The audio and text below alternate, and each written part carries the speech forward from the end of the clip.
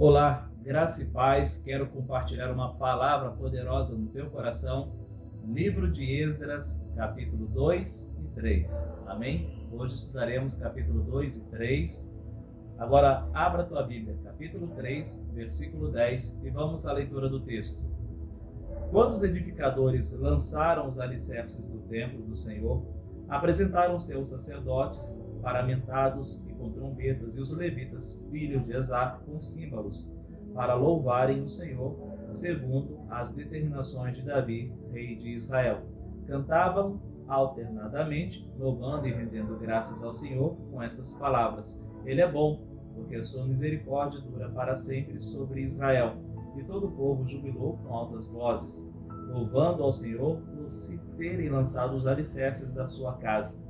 Porém, muitos dos sacerdotes e levitas e cabeças de família já idosos que viram a primeira casa choraram em alta voz, quando à sua vista foram lançados os alicerces desta casa. Muitos, no entanto, levantaram as vozes com gritos de alegria, de maneira que não se podiam discernir as vozes de alegria das vozes do choro do povo, pois o povo jubilava com tão grandes gritos que as vozes se ouviam de muito longe.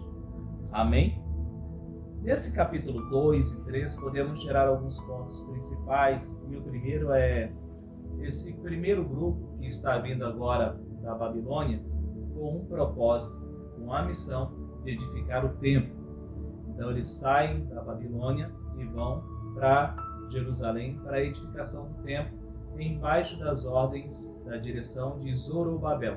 Zorobabel é da linhagem real, ele pertence à linhagem de Davi. Mas ele não assume o título de rei, porque agora a terra tem um rei, e o rei é o Ciro da Pérsia, ele que governa toda a região. Então, Zorobabel, ele fica uma espécie de governador sobre a terra. Também eles começaram a edificar e começaram pelo altar. Então, edificaram o altar para depois lançar os fundamentos do templo. Amados, esse texto, esse capítulo, traz muitas riquezas de detalhe. O livro inteiro traz muitas riquezas de detalhes e não temos como aprofundar nas questões históricas, culturais e também na escatologia. Eu quero trazer uma mensagem para o teu coração, mas antes, você que chegou agora, te situar dentro do contexto. Precisamos entender que quando o povo sai da terra do Egito, no deserto, eles edificam um tabernáculo, chamado Tabernáculo de Moisés, uma tenda que era móvel. É aquela tenda eles carregavam na direção que Deus estava enviando.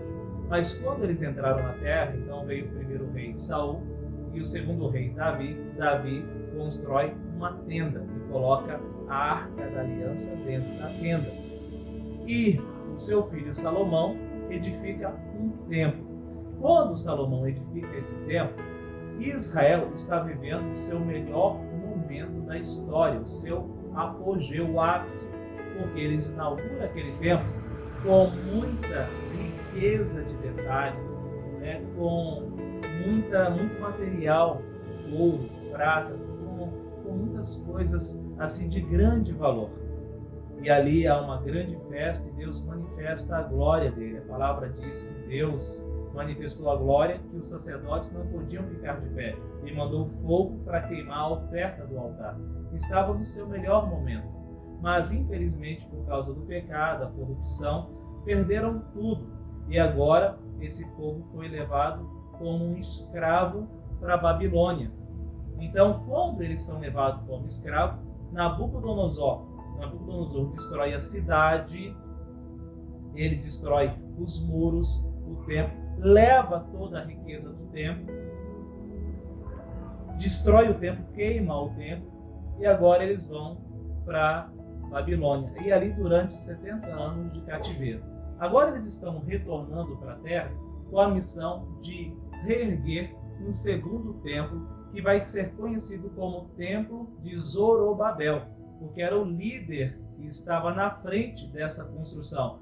Ele foi o líder desse primeiro grupo. Então vai ficar conhecido como o Templo de Zorobabel. Por isso que quando eles estão trabalhando na edificação, Lá no livro de Egeu, está dizendo assim: a glória da segunda casa será maior do que o da primeira. Não quer dizer agora que esse templo ele vai ter toda o resplendor do templo de Salomão, a riqueza que tinha no templo de Salomão. Porém, eles agora têm uma consciência, eles estão agora mais quebrantados, ou seja, esse templo será muito mais espiritual. Amém? Então nós temos o templo construído por Salomão, o templo de Zorobabel, e já próximo dos dias do nascimento de Cristo, 20 anos anterior à data, Herodes o Grande, ele faz uma reforma, uma ampliação desse templo. Mas esse templo também que Zorobabel construiu e o Herodes ampliou, foi destruído no ano 70 depois de Cristo. E aí veio a segunda diáspora dos judeus. A primeira pela Babilônia e agora a segunda serão esparramados pelo mundo inteiro. E essa diáspora, essa segunda diáspora, tem a duração de quase 2000 anos. Porque eles regressam no ano de 1948, quando houve o Holocausto Judaico lá na Alemanha, por Hitler.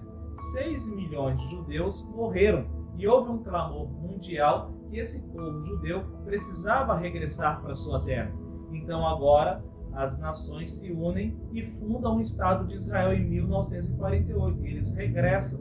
Mas quando eles chegam no local, aonde era o templo, o templo de Salomão, onde foi o templo de Zorobabel, agora está uma mesquita, a mesquita de Ormã, ou conhecido como Domo da Rocha, uma mesquita islâmica.